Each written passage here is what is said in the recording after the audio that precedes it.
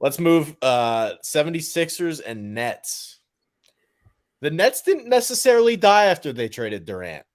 They won some games, and Bridges has taken off. I don't know. He's dropped away recently, though. He has dropped away recently. Yeah, there was that really good run once he became a primary option. But teams, when you're a primary option, you get scouted a lot more. So teams have now had 6 weeks of seeing what he does with the ball in hand, as opposed to a spot up or a secondary option. And the last 2.5 weeks of the season for him were pretty poor efficiency-wise. So I think teams are starting to figure out. They have added some wing defenders, though, and I think that's helped them. Oh, yeah. Yeah, definitely. That said, I don't think those wing defenders are going to do a whole lot against Philly's offense. I talked about the point before. The latest episode came out this morning, my time, and it was all about the Philadelphia 76ers offense and how it's, become the best in the league. And it's all based around a big point guard and an even bigger giant human being of a center. So all these wing defenders are great, but none of them are going to be able to hold up Embiid and Harden in the pick and roll.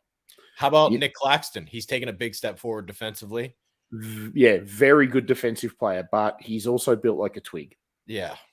It's one of the things I mentioned in the point is that, if you stop Harden getting to the cup, he throws a pocket pass to Embiid. He loves to get to that free throw line jumper, but if he can't, he goes into his post game where he's 7'2" and built like a brick shit house. He will put Claxton into the basket.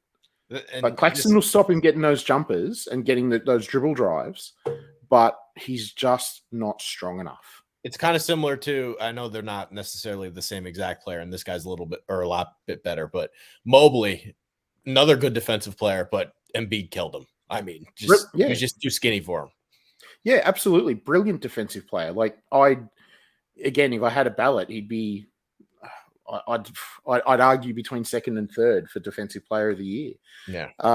But yeah, he's just not built big enough. He's just not stout enough through the body, through the hips to be able to hold up Embiid. Yeah, pretty much. Yeah. It feels very similar to when the Nets had that D'Angelo Russell team and they give the 76ers a fight. Never felt like they were going to win the series, but they were at least a pain in the ass for him. Yeah, they were. They absolutely were. And remember, this is a 6th seed that isn't a real 6th seed either. No. Yeah, this was a 6th seed that was a 3rd seed and then traded away their best players. So realistically, this is probably a play-in team. And I think we're going to see similar results to what a play-in team would get. Yeah, I'm going to give the Nets 2 games, 1 game. Yeah. No, I'm going 1. I'm going 1. There is a massive drop off beyond that top 3 in the East, but this is ultimately this is essentially a 3rd play-in team against a 3rd potential number 1 seed.